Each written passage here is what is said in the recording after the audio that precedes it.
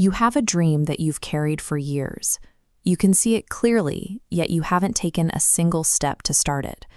Instead, you've started to withdraw. You find yourself avoiding small talk, declining invitations, and distancing yourself from people you used to see every week. It's because you've started to see the mechanics behind the interactions, the transactional favors, the practice smiles, and the conversations that circle the same 3 topics without ever touching anything real. This isn't a loss of passion, and it isn't a sign that you're becoming antisocial. Your brain is simply beginning to recognize patterns.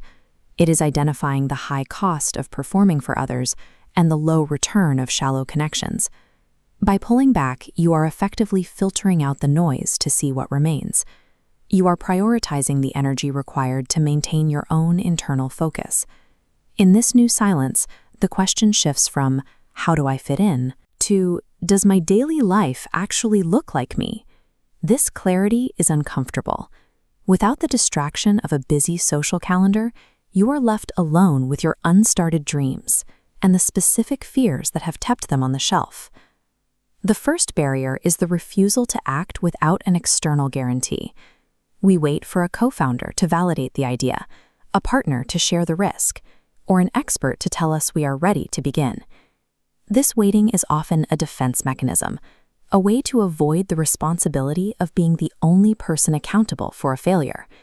No one is going to show up with a permit that says you're allowed to start.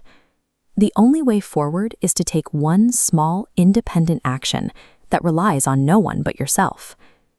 The second trap is the intimidation we feel when looking at the efficiency of modern tools and the proven playbooks of successful experts. It's easy to ask why you should bother writing, designing, or building when AI can generate a result in seconds, or an expert has already published the perfect way to do it. But look at the difference in how these work. A machine relies on a cold, rigid structure, a calculation of what has already happened. True originality requires a collision between that structural craft and the warm, unpredictable nature of human emotion. If you follow the expert's playbook exactly, you will produce a standard result.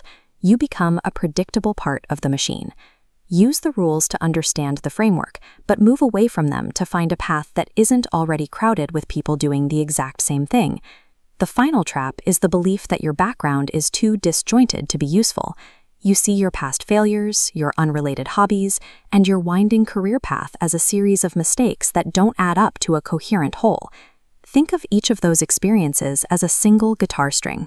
On its own, one string has a limited range, producing one thin, solitary sound. If you only bring one part of your history to your work, you'll never reach the full depth of what you can create.